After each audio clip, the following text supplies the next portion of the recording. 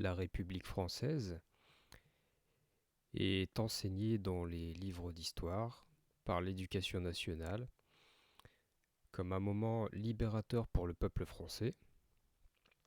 Je vous propose dans cette vidéo de regarder avec l'œil d'un astrologue le cosmogramme de la République française et d'analyser les, les caractéristiques de cette fameuse République afin de tirer des conclusions sur notamment la direction que prend la France et son destin, sa destinée, du moins toujours axé sur l'analyse de cette République. À savoir que ici, nous analysons la République française et pas la France. Il faut comprendre la nuance importante, très importante, entre ces deux termes, c'est que la France est un pays essentiellement lion en astrologie traditionnelle et que la République est en fait bâtie sous le signe de la balance. Et donc, ce sont deux choses bien différentes. Souvent, les Français, à notre époque, associent la République française à la France, pensent que c'est indissociable, car c'est enseigné ainsi, malheureusement, dans les très mauvais livres d'histoire, qui sont pris comme référence. Donc la République française est un, on va dire, est un domaine et quelque chose qui prend forme à une époque en fait de chaos social ambiant. Donc je vais commencer l'analyse donc ici du cosmogramme de la République. Ici, c'est le samedi 22 septembre 1792 à 9h18 heure de Paris qu'est fondé donc l'ère républicain. Donc il y a des traces de ça écrits. C'est à ce moment qu'est forgée la République, en réalité française, et ce moment est essentiel pour comprendre les cinq républiques en France et pour comprendre les tenants et aboutissants, comprendre la direction qu'a pris la France et celle qu'elle prendra, puisque tout est une histoire de cycle et qu'il faut donc s'intéresser au commencement. Et le commencement, c'est cette fameuse date du samedi 22 septembre 1792 à 9h18 heure de Paris. Donc, nous connaissons plus ou moins tous la version officielle de cette Révolution française, qui est en fait un coup d'État de la part de soi-disant le peuple français contre la royauté pour reprendre les droits, le pouvoir et réinstaurer plus de liberté, d'égalité, de fraternité. C'est du moins ce qui est chanté partout, tout le temps, comme un endoctrinement massif depuis votre jeune enfance. Donc ici, le cosmogramme de cette République française nous indique en réalité tout autre chose et des choses très très précises.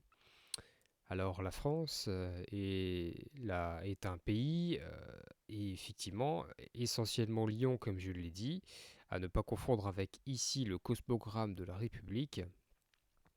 Et c'est un pays, la France, lion, car c'est un pays très relié, notamment pour cette raison mais d'autres, à la royauté. La royauté, c'est le signe du lion. Et la royauté, c'est ce qui fait la grandeur de la France depuis très longtemps. Elle était bâtie sur ce système de royauté avec un honneur particulier, le sens de la chevalerie, etc. etc. Il faut savoir que cette royauté euh, était essentiellement tourné vers le peuple français et le but en réalité de cette royauté était de maintenir l'équilibre et l'harmonie des corporations, maintenir l'équilibre et l'harmonie des corps de métier. Et les paysans étaient donc d'une importance première, puisque c'est eux qui fournissent les matières premières à la survie de tous. Et le roi devait maintenir cette harmonie dans les différents corps de métier. Et il faut savoir que de tout temps, les aristocrates, certaines castes de riches aristocrates se sont mêlés à la politique, et ici pour infiltrer les différents corps et la royauté, et sont à l'origine de ce coup d'État qu'on appelle révolution entre guillemets française, qui n'est en réalité pas française. Cette révolution, c'est une révolution des aristocrates contre la royauté. C'est très facile à lire dans ce cosmogramme en réalité, puisque d'abord il faut analyser les trois mots qui sont utilisés couramment pour définir la République française, qui sont liberté, égalité, fraternité. Alors, nous allons regarder ces trois mots ici. Liberté, la liberté, c'est l'axe du lion et du verseau. C'est le signe de la liberté. Le lion est la liberté individuelle, là où le verseau est la liberté collective. Cet axe que vous voyez ici pointé par ma souris est donc l'axe des libertés. Ici, Uranus, la planète Uranus, culmine en Lion dans la maison 10, maison angulaire très puissante. Et donc c'est une planète majeure dans ce cosmogramme de la République. Uranus est la planète maîtresse du signe du Verseau, qui est opposé au signe du Lion. Uranus est ici en Lion. Uranus est donc en exil, c'est-à-dire elle est affligée. Cette planète, qui est régie en fait la liberté collective, c'est-à-dire qui maintient l'harmonie dans la liberté collective, est en fait ici affligée dans le signe du lion. Qu'est-ce que cela signifie? Cela signifie que la liberté collective, qui est en fait régie par le Verseau, demande des efforts pour maintenir cette liberté, demande un travail de chacun, demande des devoirs. Et ici, en Lion, elle est bafouée, c'est-à-dire que les devoirs ne sont plus appliqués. Le lion est le signe de l'enfant, alors que le Verseau est le signe de l'adulte, de la maturité, de la connaissance qu'il faut des devoirs et en fait pas que des droits pour maintenir un équilibre. Or ici, Uranus en Lion, en fait, c'est l'inverse. C'est je ne veux pas accomplir mes devoirs, je ne veux pas travailler, mais je veux juste des droits. Et donc, cette fameuse liberté est déjà douteuse, c'est-à-dire qu'une liberté ne peut être maintenue en philosophie que s'il y a des devoirs, que si chacun joue son rôle et qu'il y a un équilibre. Le Verseau est un signe d'air qui est en fait relié à la triplicité d'air, dont la balance qui est un signe d'équilibre, c'est-à-dire qu'il y a un juste milieu. Et ce juste milieu, à la base, à l'origine, devait être maintenu par la royauté. Ce qui s'est passé ici, c'est que la liberté a été mise au service du lion, c'est-à-dire la liberté individuelle sans vouloir accomplir de devoirs sociaux. Et donc c'est purement égocentrique et surtout purement infantile de vouloir une liberté sans rien derrière, c'est-à-dire je veux des droits, je veux être libre de faire ce que je veux. C'est l'enfant qui fait sa crise d'adolescence. Je veux faire ce que je veux sans me soucier des conséquences. Ça, c'est Uranus en Lion. Et ici, elle est culminante, c'est-à-dire qu'elle est la base du fondement de cette république. Donc, c'est l'enfant qui ne se soucie pas des conséquences. Et Uranus en Lion, c'est Uranus, la planète du bombardement, c'est la planète du coup d'État, du renversement, Uranus. Ici, c'est le renversement du lion, c'est-à-dire de la royauté. Donc, je renverse la royauté parce que j'estime que je fais ce que je veux sans me soucier des conséquences. Je renverse la royauté. Donc, ce cosmogramme, il faut bien préciser qu'il n'est pas indicateur de la population française à cette époque. C'est le cosmogramme de l'ère républicain, c'est-à-dire de ceux qui ont fondé cet ère républicain. Cette ère républicaine n'a pas été fondée par les Français, mais a été fondée par une caste. C'est important de le savoir.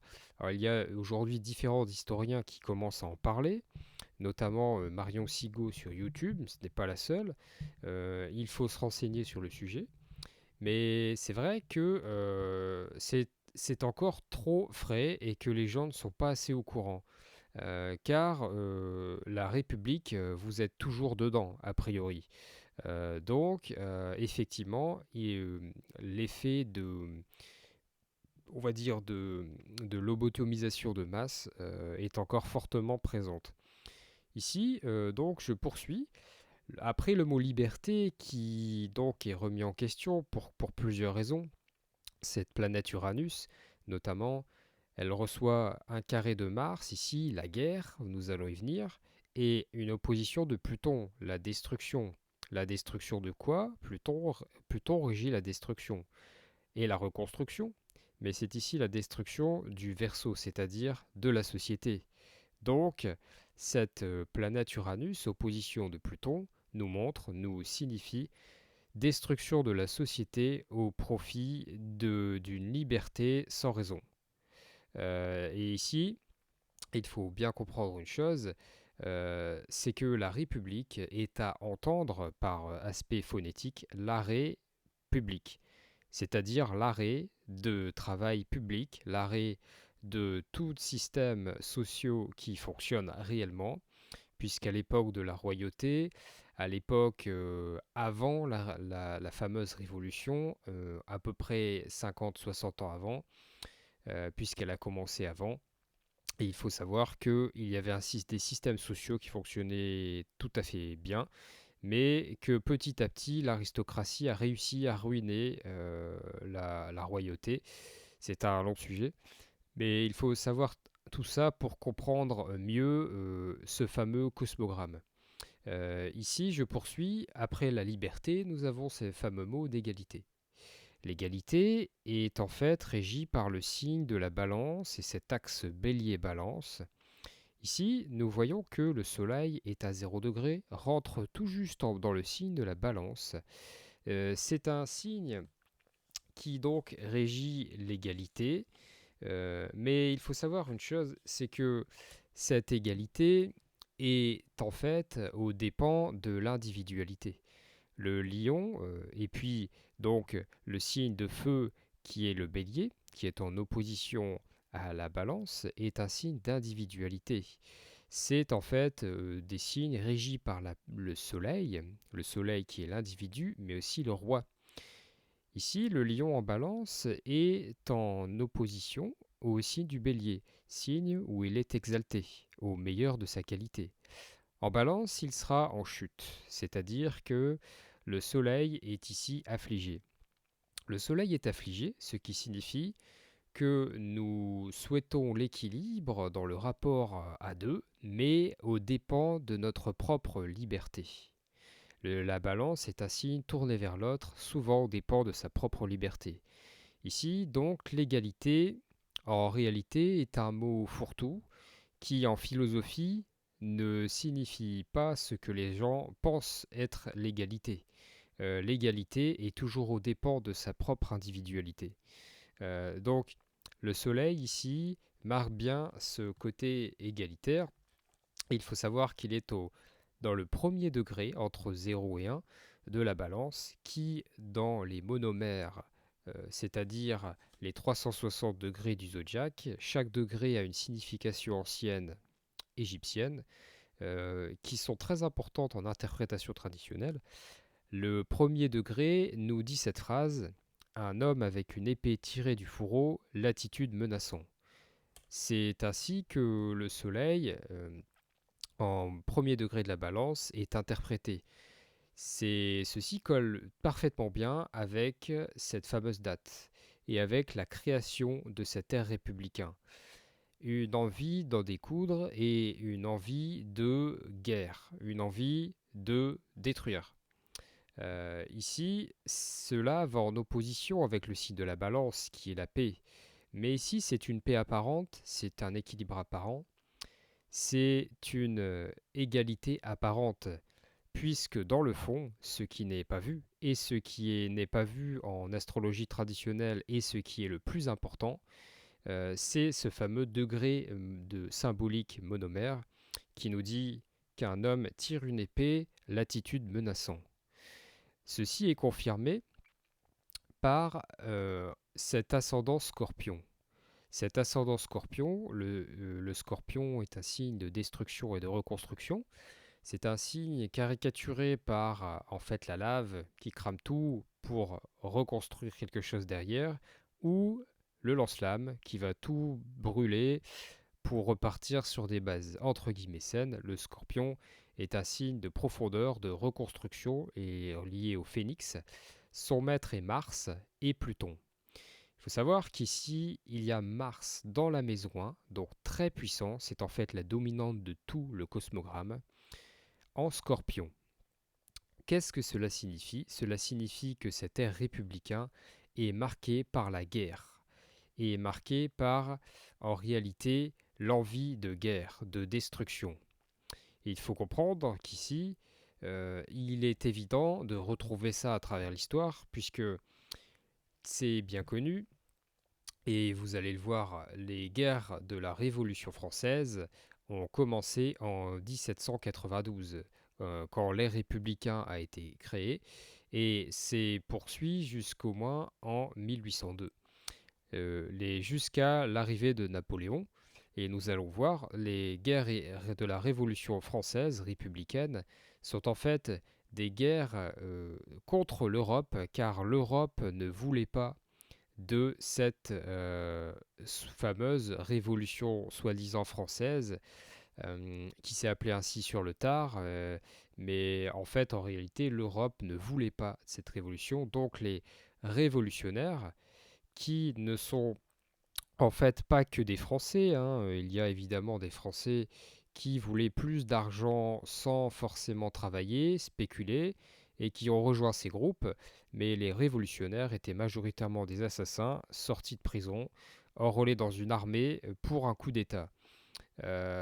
Donc ce qu'il faut savoir ici, c'est que le cosmogramme de la République, l'ère républicain, nous montre Mars dominant, c'est-à-dire la guerre. Effectivement, l'ère a commencé par un coup d'État, une guerre des génocides, notamment le génocide vendéen. C'est un génocide important, très peu enseigné dans les livres d'histoire, qui est en fait le génocide d'une grosse partie de la population française, bien plus que ce que le chiffre officiel vous donne. Les Français étaient contre cette révolution, majoritairement, se sont ralliés et se sont fait génocider en grande partie. L'armée révolutionnaire a fait la guerre dans toute l'Europe pour semer la terreur partout et asseoir cette nouvelle folie, c'est-à-dire je fais ce que je veux quand je veux et je ne me soucie pas des conséquences. Si je veux, j'accumule de l'argent, je spécule avec l'argent, j'ai droit à tout ce que je souhaite, je suis libre de tout. C'est en fait quelque chose qui a été semé partout par la terreur, la guerre, les génocides à cette époque. Une époque de terreur et de chaos. Donc Mars en maison en Scorpion nous le montre sans aucun problème. En plus en carré de Uranus et Pluton ici, à 90 degrés de l'axe Uranus-Pluton, qui nous montre cet axe des libertés que Mars en fait empêche les libertés et que Mars vient ici sérieusement contrarier la liberté collective. Donc ça c'est important. Tout est au profit en réalité d'une caste ici militaire. Et il faut savoir que, donc nous allons y venir, mais que la France est marquée toujours par des militaires et notamment que ce soit Napoléon, que ce soit Charles de Gaulle, à chaque fois qu'il y a un chaos ambiant trop important, il y a un coup d'État d'un militaire qui vient au pouvoir. Ça, c'est Mars en maison 1 en Scorpion.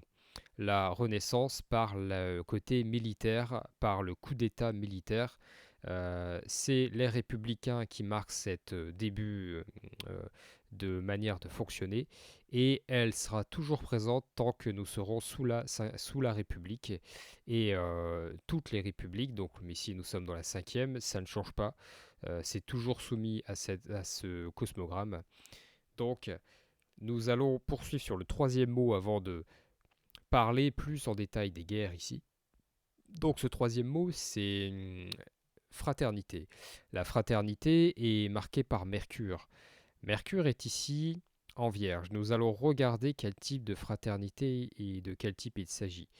Mercure, en Vierge, est en maîtrise exaltée, c'est-à-dire au meilleur de sa qualité.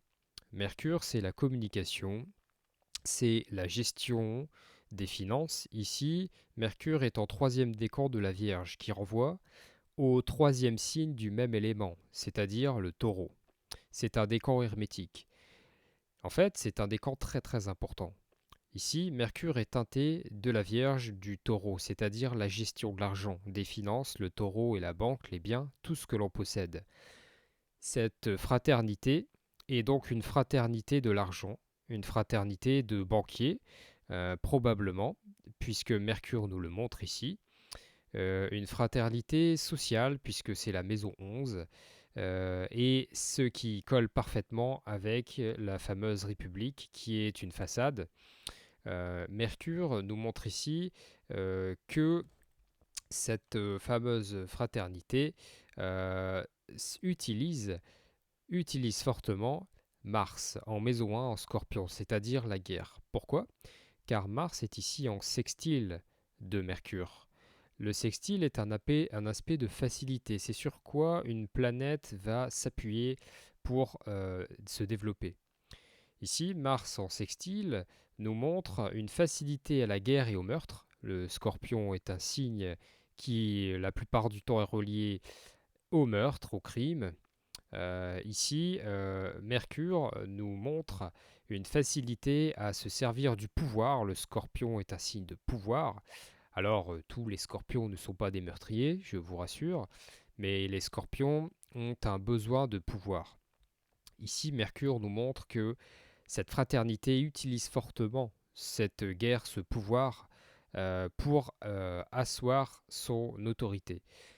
Donc, quand on regarde ce cosmogramme, cela nous éloigne quelque peu de cette fameuse croyance de la liberté, égalité, fraternité pour tous.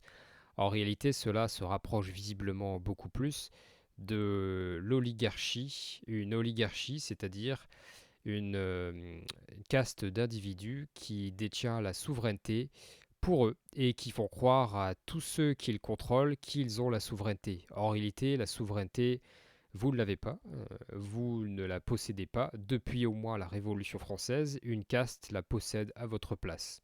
C'est inscrit ici sans aucun problème, de toutes les manières possibles, et donc je poursuis sur mon analyse.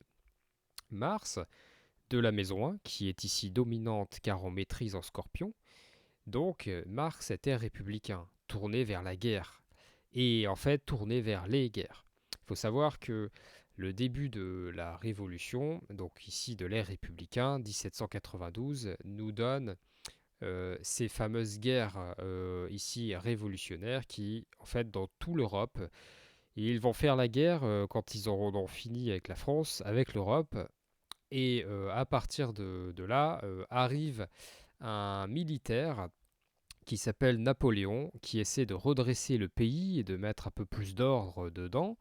Alors il était à la solde des banquiers, évidemment, puisque l'ère républicain est marquée par un Mercure très puissant, le commerce, en décan taureau, l'argent. Donc il ne faut pas trop rêver. Tous ceux qui reprennent le pouvoir, même qui ont une vertu ou qui souhaitent plus d'équilibre dans cette société, vont devoir passer par une caste d'aristocrates qui ont de l'argent et qui sont reliés à cette caste de fraternels banquiers. Donc ici, Napoléon reprend le pouvoir. En fait, il y a plein d'exemples. Je vais vous en prendre deux, Napoléon et Charles de Gaulle. Napoléon reprend le pouvoir et le cosmogramme de Napoléon. Donc, si a priori nous regardons Mars dominant, ça veut dire que c'est un militaire qui amène le renouveau par le Scorpion selon les cycles de Pluton, le maître du Scorpion, de la destruction et de la reconstruction. Il va amener le renouveau, la renaissance. Et donc il est marqué visiblement, cet individu qui amène cette ère, par le Scorpion et Mars. Évidemment, Napoléon était militaire. Nous regardons ici son cosmogramme. Il est né un mardi, jour de Mars. Il a donc déjà une dominante martienne importante. Napoléon était ascendant Scorpion, signe régi par la planète Mars, avec Jupiter qui augmente ce signe en maison 1, c'est-à-dire qui donne encore plus de puissance à ce côté Scorpion.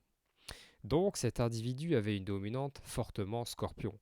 Mais aussi il était Lion, c'est-à-dire qu'il avait un sens de l'honneur et de la royauté quand même, c'est-à-dire qu'il ne crachait pas sur tout ce qu'avait fait la royauté, et cela lui vaudra beaucoup de problèmes. Ça, c'est Napoléon, marqué par le signe du Scorpion et Mars. Et ensuite, vous avez Charles de Gaulle qui reprend le pouvoir aussi, lui à son époque, après la guerre, après le chaos, donc une espèce de coup d'État entre guillemets militaire. Vous avez ce Charles de Gaulle qui, en fait, lui, donc, va avoir ici donc une maison 1 en balance Scorpion, et surtout, il est Scorpion. Donc, Charles de Gaulle était Scorpion, dominante donc Scorpion. Mars est ici donc le maître du Scorpion en Verseau, signe en fait en réalité de chute, mais augmenté par Jupiter, car Jupiter augmente toutes les planètes qu'elle rencontre, elle le multiplie. Jupiter est exalté, ce qui fait que Jupiter augmente fortement cette planète Mars de manière exponentielle. Donc il a une dominante martienne. De plus, Mars est ici en maison 4, maison angulaire très puissante. Donc cet individu a encore une fois une dominante Scorpion martienne. Cela pour vous montrer que cet ère républicain est en fait marqué par des coups d'État militaires successifs qui viennent mettre à la tête du pouvoir un militaire suite à un effondrement, un chaos opéré par des aristocrates banquiers. Et il faut comprendre ici que cela se répète selon les cycles précis de Uranus, qui fait un carré à Mars, et de Pluton. Ces cycles sont en fait en réalité importants.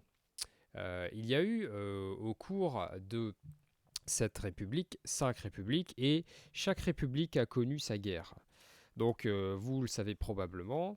Donc au début, la première république, donc c'était la guerre contre l'Europe. Donc parce que l'Europe était contre, tout à fait contre. Donc des génocides et des meurtres se sont créés pendant très longtemps. Ça a été abominable. Il y a eu des massacres partout avant de le faire, enfin après de l'avoir fait en France. Ensuite, la deuxième république, c'est une guerre sociale profondément chaotique. C'est là où Napoléon essaie de redresser aussi la chose. La troisième république, c'est l'époque coloniale. Donc la guerre 14-18. Donc tout ça a des raisons coloniales. C'est encore une dominante Mars de la maison 1 Scorpion. Ensuite, la quatrième république verra la guerre 39-45. La guerre 39-45, deuxième guerre mondiale. Suite à quoi, ici, De Gaulle reprendra le pouvoir, dominante Scorpion. La cinquième république verra la guerre d'Algérie, etc. Donc ici, qu'est-ce que nous voyons? Nous voyons que nous allons suivre le cycle d'Uranus et de Pluton, qui font deux carrés à Mars en maison 1, en Scorpion, pour voir quand est activé cette guerre, ce cycle en fait de coup d'État militaire. Et en fait, Uranus transite. Il faut savoir que toutes les planètes du zodiaque transitent, hein, elles ne restent pas fixes. Ce qui est fixe, c'est le jour et de création de cette ère, qui en fait est imprégné de ces astres, mais il faut savoir que ces astres ne s'activent majoritairement qu'en fonction du cycle d'eux-mêmes, c'est-à-dire quand Uranus ou Mars va être activé, ils sont activés en fonction de leur propre transit.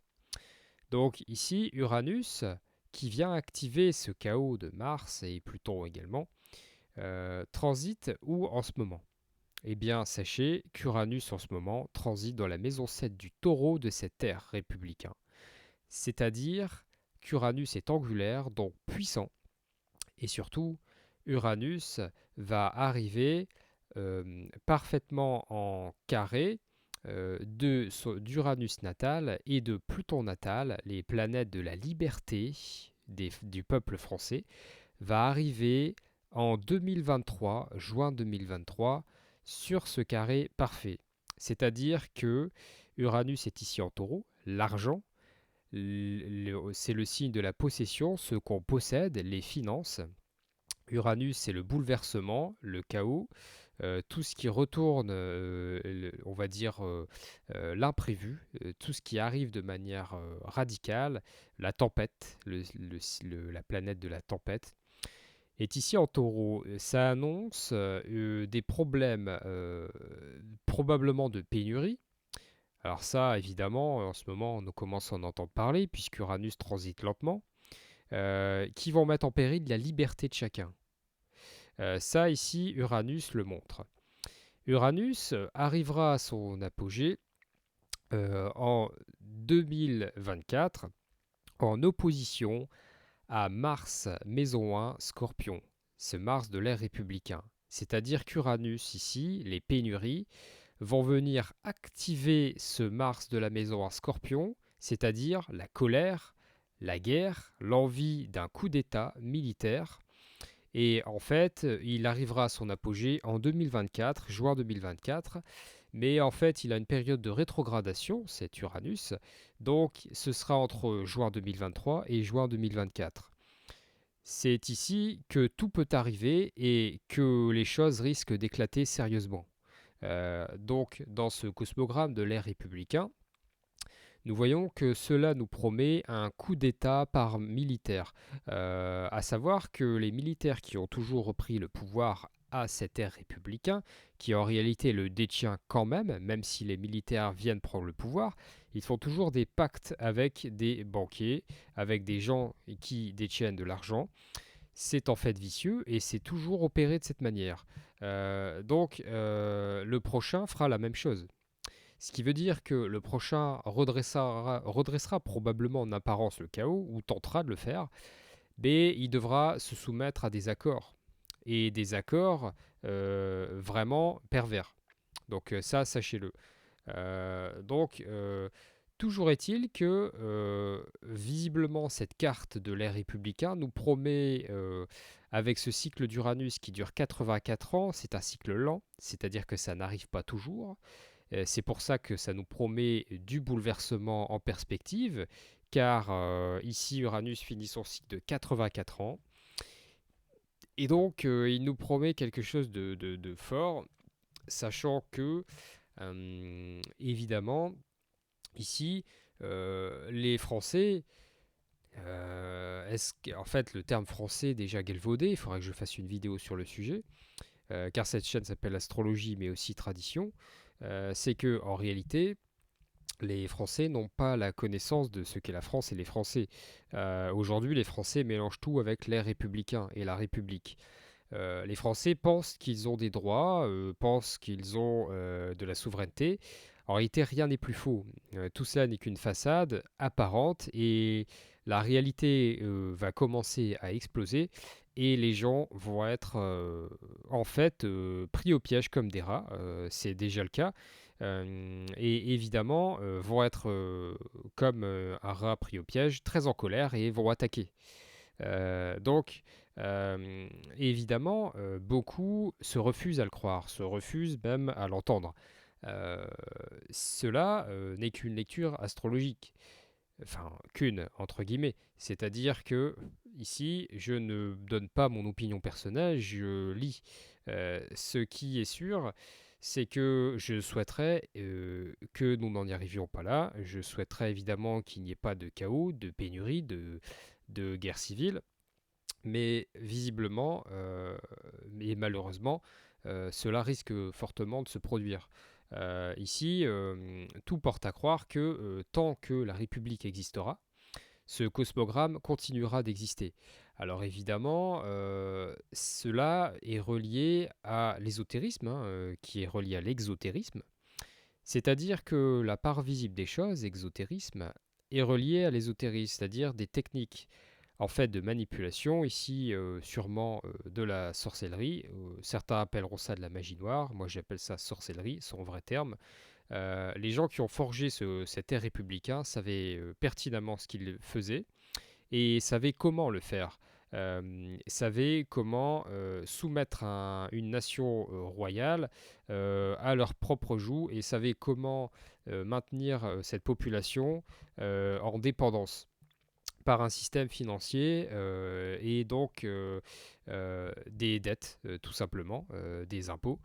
Et donc tout cela est bien rodé. Donc il faut faire très attention.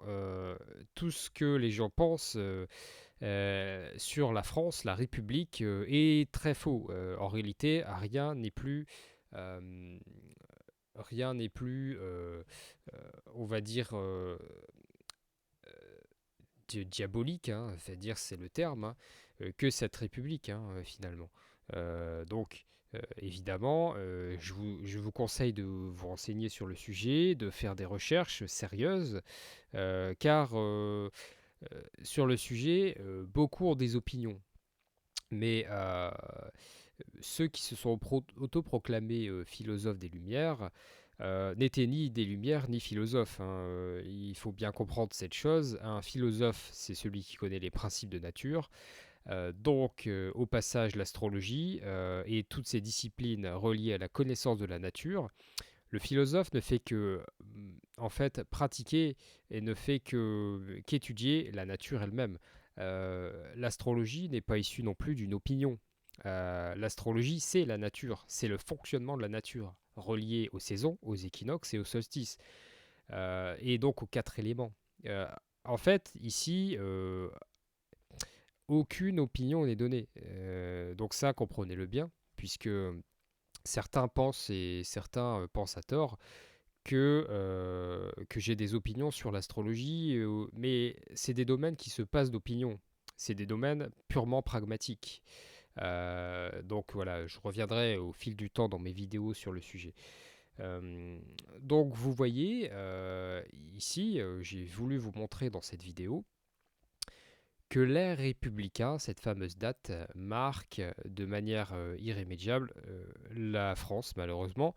Elle met un sérieux coup de frein à la liberté collective et individuelle des Français. C'est son objectif, ça l'a toujours été. Et il faut bien comprendre que tous ceux qui vont parler de cette fameuse république auront de sérieux soucis, ça a toujours été le cas, hein. Cette république n'hésite pas à utiliser Mars de la maison à un scorpion, c'est-à-dire le meurtre, l'agression, le chantage caché, car il faut comprendre que le scorpion est un signe nocturne, et donc c'est très dangereux de se liguer contre cette caste fraternelle, on va dire aristocrate, qui contrôle les finances. Et donc, sachez-le. Au passage, je veux vous dire donc que le signe des scorpions n'est pas si obscur que ce que vous avez pu entendre. Alors évidemment, c'est un signe nocturne. C'est le plus, on va dire, puissant des signes nocturnes, donc en profondeur. Le scorpion n'est pas lié qu'au crime, au meurtre, etc. Vous avez des individus scorpions qui sont très bien aspectés, qui vont utiliser une puissance de destruction orientée vers le bien. Donc, ne croyez pas qu'un individu scorpion est foncièrement un meurtrier et qu'il va faire du mal à tous ceux qui l'entourent. Ça n'est pas aussi simple et il y a des individus scorpions qui sont très bons. Voilà. Donc, globalement, c'est un signe qui a besoin de pouvoir ici, hein. Ici, au passage, Jupiter, dans les républicains, est sur l'ascendant, c'est-à-dire il rentre dans la maison 1, il est donc très puissant et il augmente ce signe des scorpions. Donc c'est un signe en réalité tourné vers la guerre, l'ère républicain. La République est on va dire, est un système guerrier en réalité, avec cette fameuse photo ici que vous voyez de Marianne. Euh, Ça, c'est un sujet vaste, hein. Peut-être j'en parlerai dans une vidéo. Pourquoi prendre Marianne? Pourquoi prendre ses emblèmes? Tout ça est vraiment de la manipulation et c'est vraiment important de le savoir. Tout ça est en fait relié à la guerre. Voilà. La guerre, le but est de mettre une image de volonté de détruire pour reconstruire quelque chose de nouveau. Et ce quelque chose de nouveau serait basé sur des échanges, un commerce caché. Mercure ici dans un signe nocturne, hein, le signe de la Vierge, au profit d'une caste. Il faut savoir que le jour de l'ère républicain est un samedi, donc le jour de Saturne, le jour de la planète Saturne, et que Saturne est ici en taureau, le signe des finances, de l'argent.